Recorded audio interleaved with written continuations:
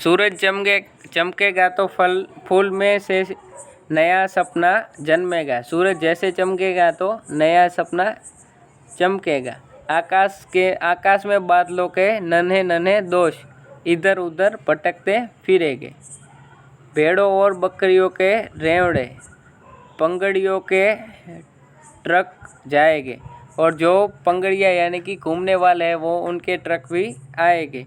भेड़ बकरियाँ भी यहाँ चरने के लिए आएगी। मैं प्रतीक्षा कर रहा था कि कब वह मुझ तक पहुँचे और मुझे अपने में लपेट ले। यानी कि लेखक वो सामने से देख रहे थे और वो प्रतीक्षा कर रहे थे कि वो कब आए और मुझे लपेट ले। बरसती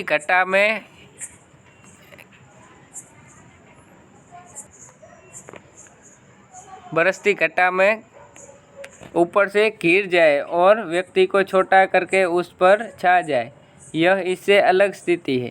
इस बार आती हुई घटा का हर संकेत मेरे सामने था और मैं उसके बराबर का होकर अपनी खिड़की में खड़ा उसे बुला रहा था कि आ आ आ।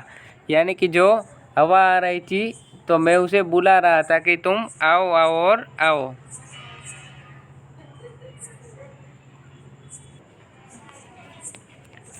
तुझसे कमज़ोर नहीं हूँ। यानी कि लेखक हवा को कहते हैं कि तू जितनी भी आज आ जाए, मैं तुझसे कमज़ोर नहीं हूँ। हवा तेज़ थी। हवा जो आ रही थी वो बहुत ही तेज़ थी, मगर घटा तेज़ी से नहीं बढ़ रही थी। यानी कि जो बादल थे वो तेज़ी से नहीं बढ़ रहे थे और वो धीरे धीरे चले आ रहे थे। हालांकि तूफ़ान बहुत उठा हुआ था। जो तूफ़ान था वो बहुत ही उठा हुआ था।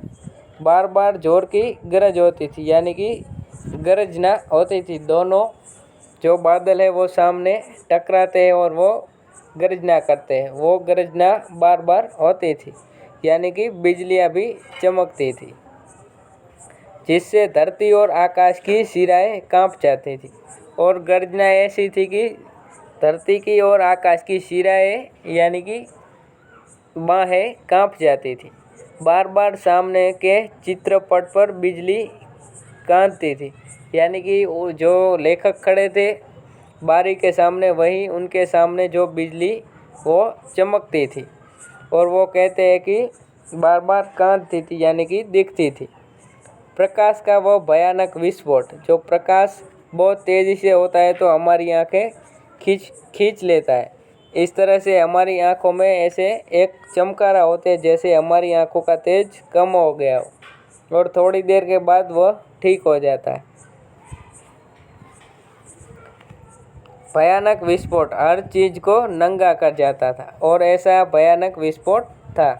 मैं खुश था कि थोड़ी देर में ये बूंदें मेरे ऊपर बरसेगी, और लेखक खुश थे क्योंकि बारिश आने वाली थी।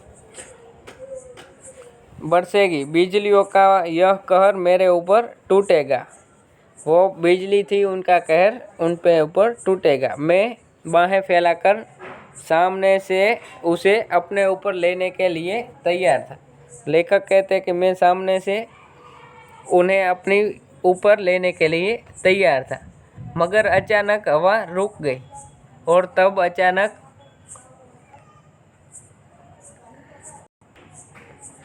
एक मोड़ आता है वो हवा अचानक रुक गई और अचानक ही वातावरण में बदलाव हो गया। बढ़ता हुआ तूफान जहाँ का तहाँ ठिठक गया। यानी कि जो तूफान बड़ा आ रहा था वो वहीं के वहीं रुक गया और दूर ही पर कटे पक्षी की तरह दम तोड़ने लगा। यानी कि जब पक्षी को कुछ लगता है तो वो अचानक ही ऊपर से गिर जाता है। वो फड़फड़ाता थोड़ी देर में फड़फड़ाता हुआ नीचे आ जाता है। बिजली की सांस रुकने लगी। जो बिजलियाँ होती थी और जो गर्जना होती थी वो भी अब रुकने लगी। यानी कि वो बादल दूर हो गए और जो बारिश का मौसम जैसा वातावरण बना लिया था वो दूर हो गया। और मेरी भी, जैसे बिजली की सांसें रुक गई और मेरी भी सांसें रुक गई, क्योंकि हवा के रुक जाने से मुझे भी बहुत ऊंचे आसमान से नीचे आना पड़ा था। यानी कि लेखक जो सपने देख रहे थे कि मैं आज नहाऊंगा, बारिश में नहाऊंगा और जो उसकी बूंदें थी वो मेरे ऊपर गिरेगी। इस तरह से उनके जो सपने थे, जो आसमान में उनकी कल्पनाएं आसमान में सफ़र कर रही थी, वो सब टूट गया और तूफ़ान का जोम उतर गया और उसके साथ ही मेरा भी। मैं उसके बराबर का कभी नहीं हो सका। जो तूफ़ान था वो टूट गया और मैं भी टूट गया, तो मैं उसके बराबर कभी न हो सका। वे ऐसे क्षण थे जो जीवन में एक बार ही आते हैं। वो क्षण ऐसे थे, लेखक कहते हैं कि ऐसे क्षण जीवन में एक बार आते थे। यानी कि वो क्षण बहुत ही अच्छे थे। गुलमर्ग में रहते हुए जैसे ऐसे क्षण हर किसी के जीवन में किसी न किसी रूप में अवश्य आते हैं। जो गुलमर्ग में रहते हैं उनके जीवन में ऐसे क्षण किसी न किसी रूप में अवश्य आ जाते हैं, लेकिन दूसरों के यहाँ ऐसे क्षण संभव नहीं होते। तभी तो मुद्दत तक वहाँ रह चुकने पर भी कोई आकर्षण व्यक्ति को फिर खींचकर वहाँ से जाता है। यानी कि वो महीनों तक वहाँ रुके थे, फिर भी उन्हें गुलमर्ग को जाने के लिए मन करता था। और वो कहते हैं कि ऐसा आकर्षण व्यक्ति को खींच के वहाँ ले जाता है। वरना वहाँ है क्या एक खुला सपाट मैदान जहाँ गोल्फ खेली जा सकती। यानी कि एक मैदान है, वो जो कल्पना में कवि कहते हैं, लेखक कहते हैं कि जो गुलमर्ग में कुछ आकर्षण है, वरना तो उनमें है ही क्या, एक सपाट मैदान है। वो बड़ा मैदान है और ज़्यादा गोल्फ खेली जा सकती। यानी कि जो एक रमत है वो खेली जा सकती है। व्यक्ति क्यों बार बार वहाँ जाना चाहता है? क्या गोल्फ खेलने के लिए ही? वो कहते हैं कि व्यक्ति अगर आकर्षण न हो तो वहाँ बार बार क्यों जाता है? क्या गोल्फ खेलने के लिए तो नहीं जाता? इस तरह वो कटाक्ष करते हैं कि वो गुलमर्ग में एक ऐसा आकर्षण है जो हर व्यक्ति को खींच के ले जाता है। अब हम इस पाठ के शब्दार्थ देखेंगे।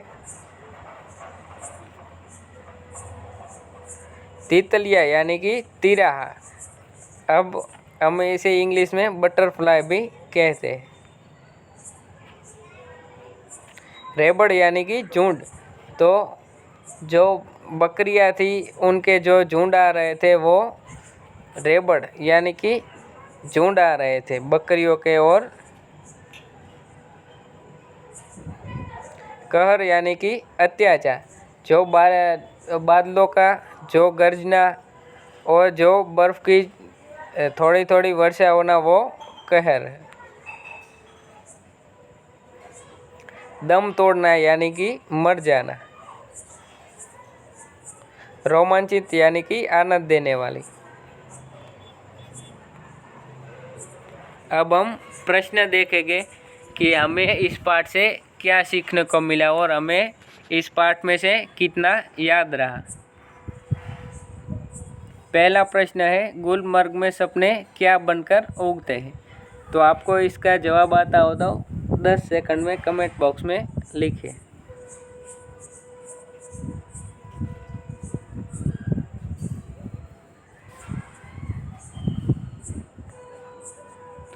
गुलमर्ग में सपने फूल बन के आते हैं। लेखक कहते हैं कि गुलमर्ग में जब मैं रहता था तो मेरे सपने जो फूल बन जाते थे, और सुबह जैसे कि धूप निकलने के साथ ही फूल सब खिल जाते हैं और अपना रंग अलग अलग हो जाता है। ठीक उसी तरह मेरे सपने भी फूलों की तरह रंगीन बन के फूलों जैसे मेरे सपने आते थे। दूसरा प्रश्न है, लेखक के लिए बड़ा सुख क्या है? तो इसका आंसर कमेंट बॉक्स में आपको आता हो तो लिखिए।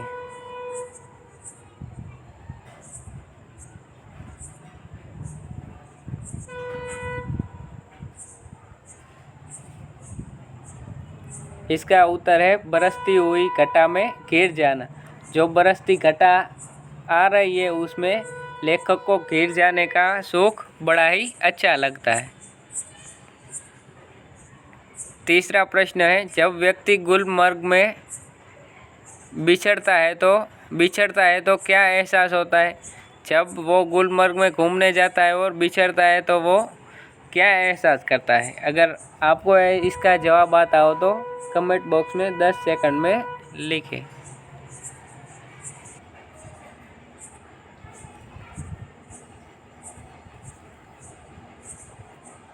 तो व्यक्ति जब गुलमर्ग में बिछड़ता है तो अपने से ही बिछड़ने का उन्हें एहसास होता है कि मैं खुद से ही बिछड़ गया हूँ।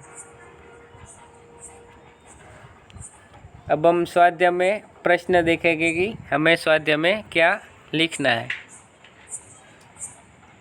लेखक ने गुलमर्ग को बाचल क्यों कहा?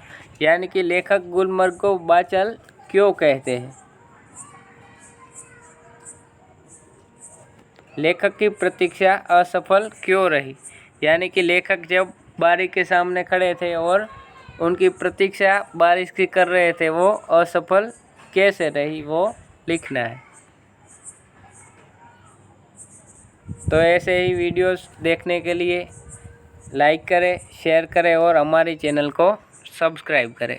Thank you.